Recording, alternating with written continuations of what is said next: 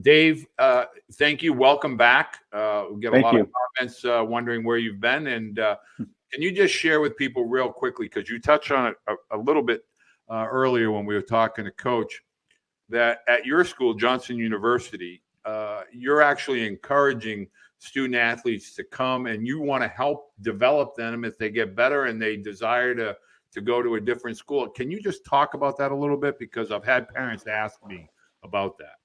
Well, I appreciate you asking me that, Walter.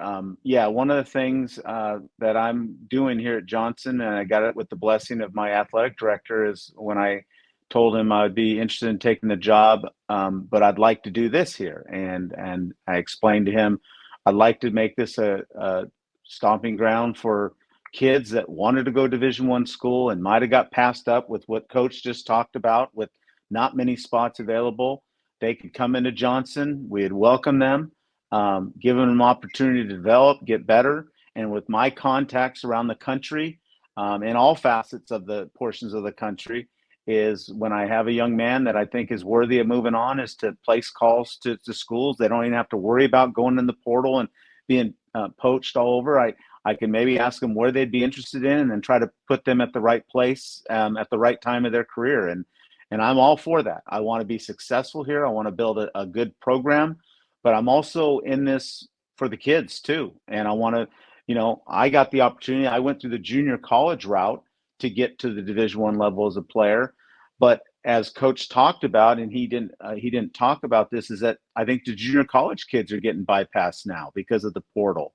And so what better way to start your education, get a good education, get college credits, and then be able to go move on if you're good enough. And I would definitely welcome that. And the more I could get moved on, the better it'll make it for recruiting, because I'd have a selling pitch that, look, this young man came in for a year, this young man came in for 2 years, and look where we got them after their opportunity to develop here. So I appreciate you asking, because I'm very proud that we're doing this. And instead of fighting against the portal, I'm working with the portal and trying to help kids fulfill their dreams. And sometimes their dreams don't happen right out of the gate, but that's okay. They could still have I have a very good coaching staff that is working with me. And I think it's a great opportunity for kids to not have their dreams squashed, that it's still out there in front of them. They just have to be patient. Well, I know I've been talking with a lot of parents, but two questions that parents ask me almost right out of the bat. One, where the heck is Coach Serrano coaching? And I know we bring the name up, Johnson University, but they want to know where it is and, what type of environment and campus it is. And the other one is, and I get this a lot, is Coach Serrano being serious when he talks about developing players and it's okay to fly? So, for instance, I had a high school parent ask me, does Coach Serrano really want to develop my son as a pitcher and then watch him fly away? And I just want you to let people know where the university is, but really from a personal perspective, let the parents know that you genuinely love the development part of being a head coach, which is why you chose Johnson University. Well, first of all, Johnson University is in the boundaries of Knoxville. We're about 10 minutes from the University of Tennessee. And that's another recruiting pitch that I use, is that you can still be involved with the University of Tennessee and go to football games and basketball games and be a part of tailgates and all that atmosphere, which is a great atmosphere. But, it goes back to my earlier days, Walter, when I started at Cerritos College and at Cal State Fullerton and UC Irvine. We didn't get the guy throwing 93 miles an hour. We got the guy that was throwing 86, 87, but by their sophomore year, because of a throwing program, they're up to 89, 91, 92. By their junior year, they're draft eligible and they're going in the top 5 rounds, or as a position player. They might not be hitting 5 to 10 home runs, but by their junior year with strength and development.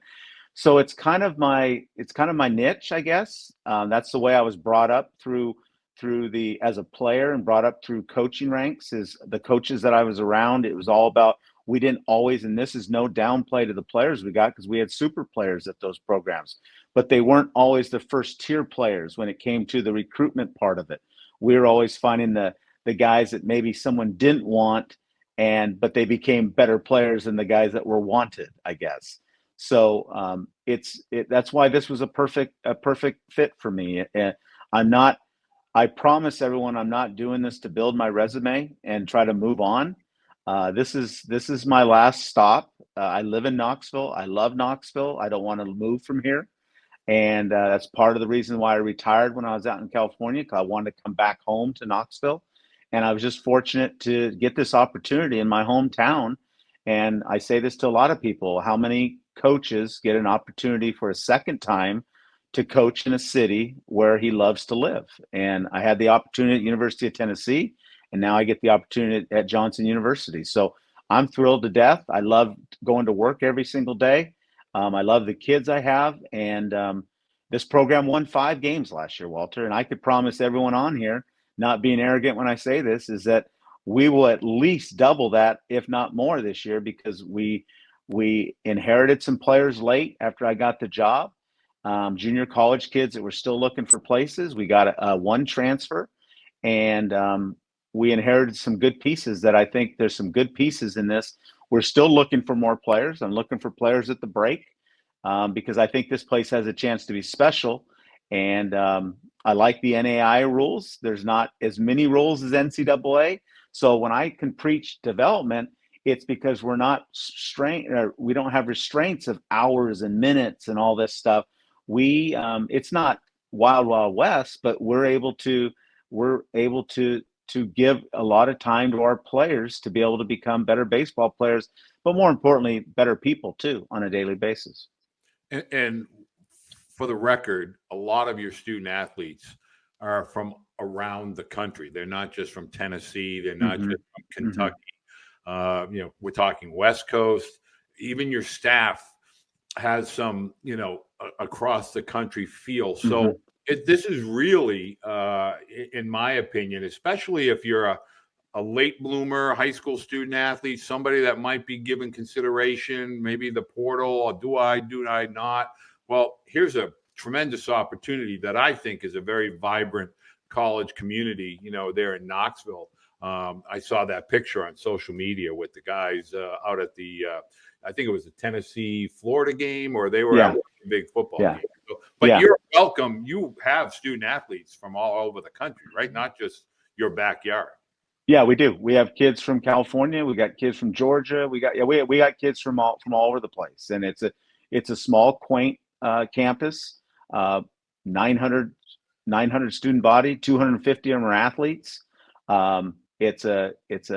Everybody lives on campus. It's a Christian college, and it's a very nice place to go to work every day. It really is, and you're just, like I said, the address is in Knoxville. We're just a little bit outside of downtown Knoxville, but it's a beautiful campus, and it's something that if you're interested, I'm going to use Deion Sanders. I'm not hard to find. And well, how do you want him to contact you? You want what's the email address there at Johnson University or wherever you want him to contact you?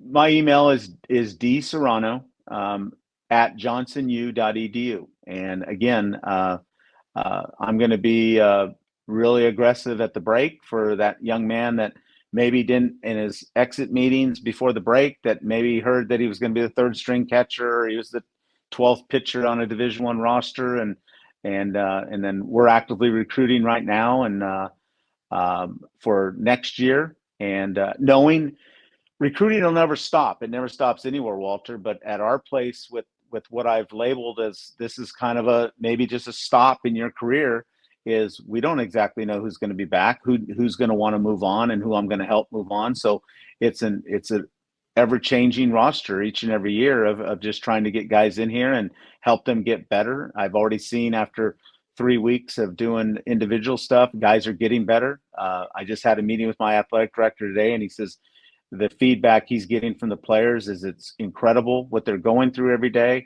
And that makes me happy as a coach, because I want to create a great student athlete experience for our players to come in. And we don't have the frills of a big football stadium and a football team and all that. But what we do have is we're going to have a good baseball team that's going to be fundamentally sound and do a lot of things right.